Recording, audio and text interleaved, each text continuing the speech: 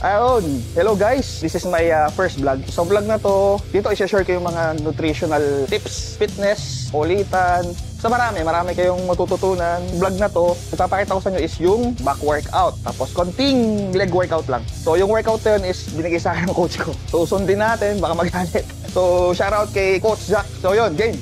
Tara.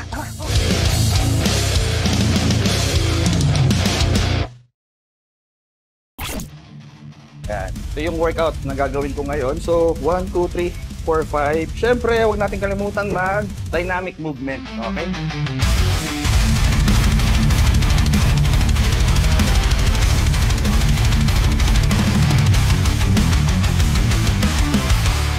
Kumbaga, itong ginagawa ko, pagtuguunan yun. Ano yun? Pagtuguunan. Pagtugan. Ang pagtuguunan. Ano tawag doon? Bigyan nyo ng pansin. Bigyan nyo pala ng oras yung dynamic movement para iwas injury, syempre. Okay, kuha tayo ng bands. Ang bigat dito kulay yellow. Ilang pounds kaya to? So gagawin natin lat activation.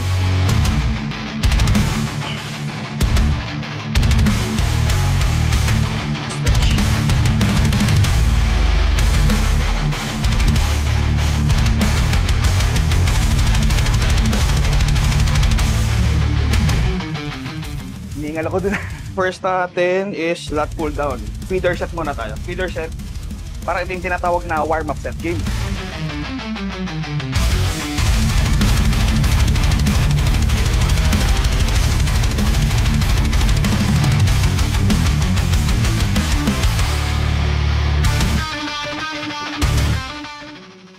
Okay, rest. 90 seconds rest. Yun nga, yung tinatawag na feeder set, na warm-up set, hindi naman mabigat, medyo moderate weight para ma-activate lang. Pumunta dun yung blood flow. Kaya lat pull down. Ang weight is 16.5 kilos para yung blood flow mapunta dun sa tinatarget natin sa likod, which is latissimus, tapos yung medyo may upper back na pante. Tapos, next ko is yung 23.5.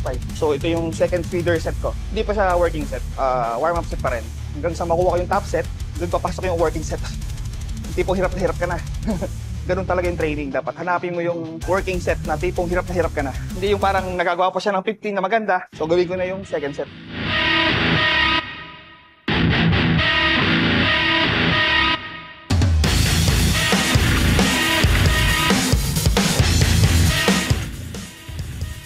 So yung pinakita kong bigat, huwag niyong gagayahin nyo kasi iba-iba tayo ng build ng katawan, ng lakas. Kunin nyo lang yung kaya nyo.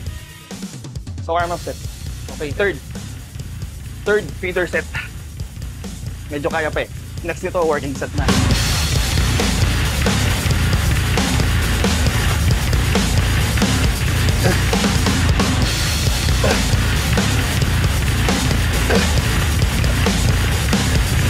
Yun na, working set na yung next. Medyo nahirapan na ako.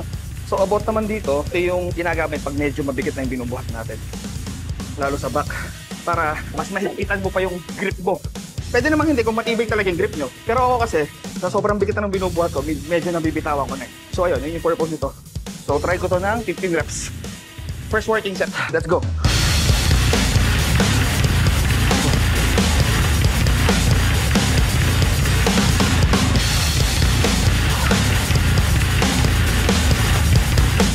Woo!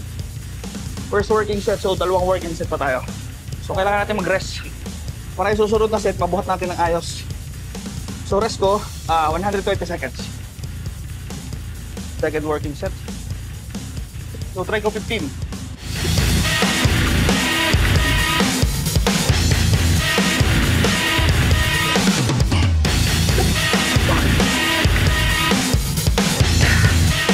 Sa pulang, let's go. Plus.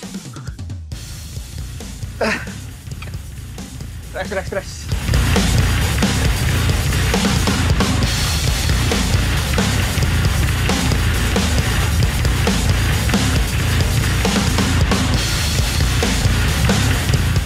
Joke lang. Last. Ito yung pinakamahirap eh. Ipupush mo talaga yung sarili mo eh. Para makuha mo yung pinaka-top sets. I'll try 43.5 kilos na 10 reps.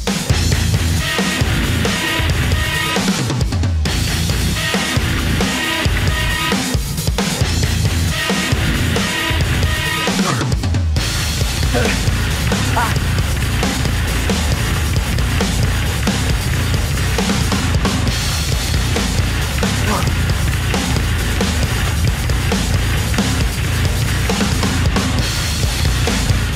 hindi na kaya. 8 lang. 8 lang. Next natin, chest supported T-bar. Wala akong T-bar eh. Dumbbell na lang. Dumbbell gagawin natin. Warm up ulit. Warm up.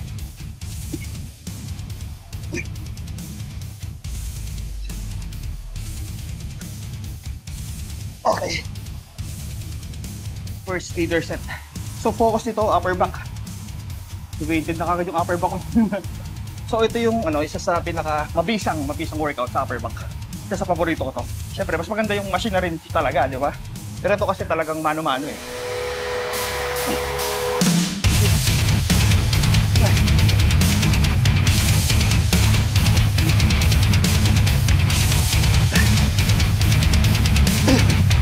Okay. Nagawa ko siya ng 12.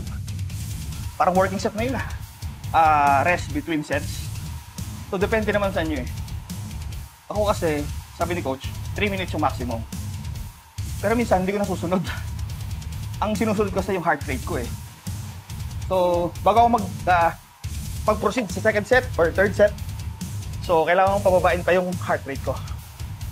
Bago, magsimula ulit.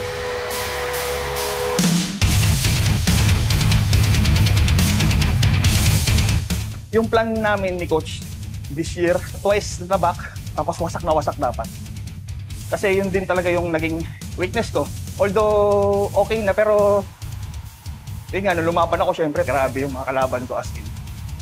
So, tatrabahuhin namin ng 1.5 taon to. So, mag-a-add ako ng 8 to 10 kilograms ng muscle. Kaya improvement season, para sa akin yung off-season is prep season. Wala nang off-season, prep season na kagad. Pangarap natin mag-Olympia. Kaya tuloy-tuloy lang. Kahit anong mangyari. Basta pag may goal ka, huwag kang titigil, syempre. Pwede magpahinga, pero huwag titigil. Working set na kagad. So, kargahan na natin. Tanggalin ko lang yung sapatos. Hindi ako komportable. Medyo wobble eh. Dapat flat-footed. Para stable. Magandang stance. So, try ko mo lang belt. Kaya naman siguro. So, first working set. Rep range 8 to 12 reps. So, try natin mag-12. Kung hindi, bahala na. Ay, medyo mabigat ah. Kailang. Sa likod ko. Bawas mo na. Bawas mo na. Huwag tayo maging ego lift. Suko na agad yung likod ko ah. Pangatlo pa lang to. Hirap ibalik yung lakas ah. From cutting. So, sige, push lang.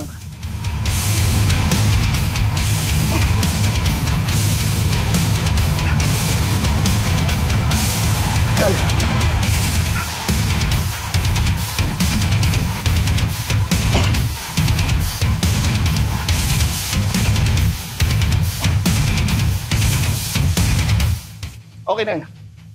So, 10 reps na gawa natin. Press.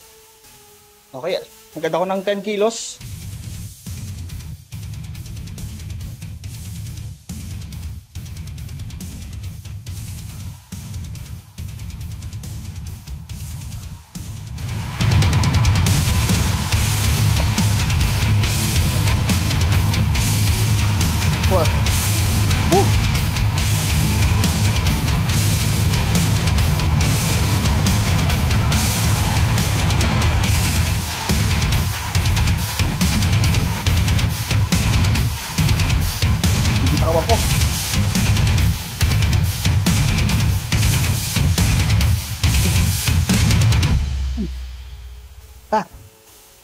Test.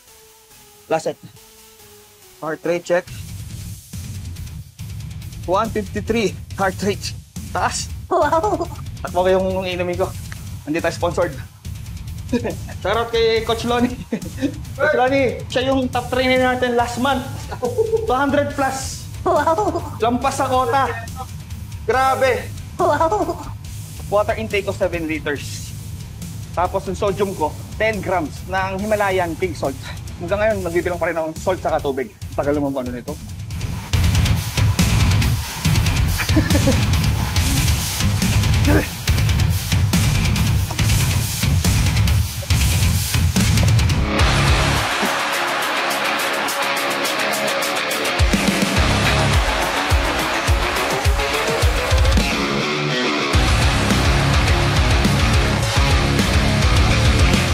Balik tayo, oo. Ito pala guys, huwag yung kakalimutang pagbalik ng plate, nagbubot kayong mabigat tapos hindi nyo kayang ibalik. Mali yun! Diba, kuya? Explain mo, kuya. Diba ang daming ganyan? Tapos yung ano, powder. Powder! Basta ganun na lang sila. Hindi naman to powerlifting, ano diba? Etiquette pa rin talaga. Proper etiquette. Sa mga nagtatanong kung saan gym to, Anytime Fitness Robinson Antipolo. Located at 2nd floor Alfresco, diba? Ito bang next natin, low row upper back focus. So wala kaming ganong machine, gawa natin ng paraan, syempre. So ito kailangan natin. Straight bar. Tapos ilagay dito, tapos igisa natin sa bawang. Wow! So next, kuha tayo ng bola. Para medyo tumaas tayo ng konti. Ito yung coach namin, laging batak, laging may abs. Pakita mo, coach. Oh! Wow! Coach Emerson. Ayan, solid yung mga coaches dito.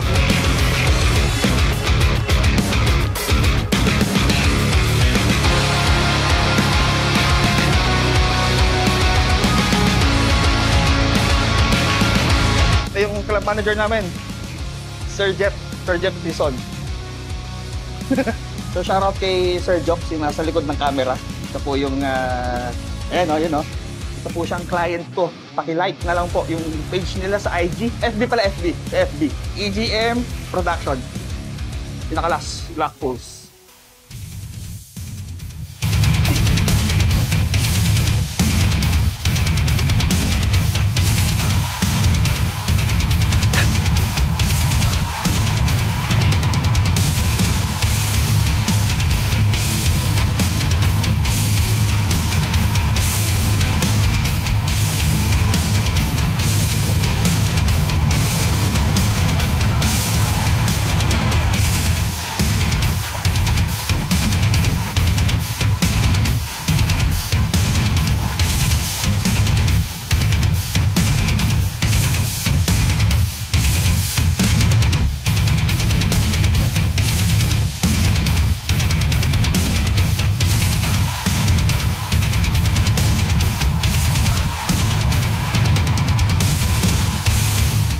Dalawang set pa.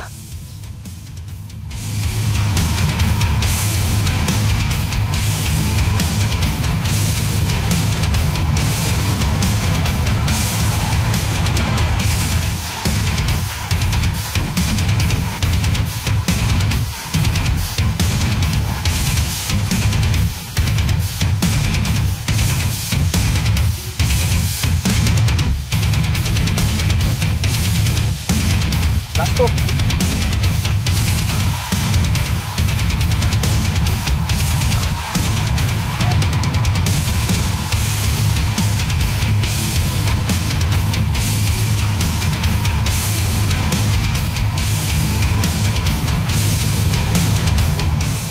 Tolas na, isa pa.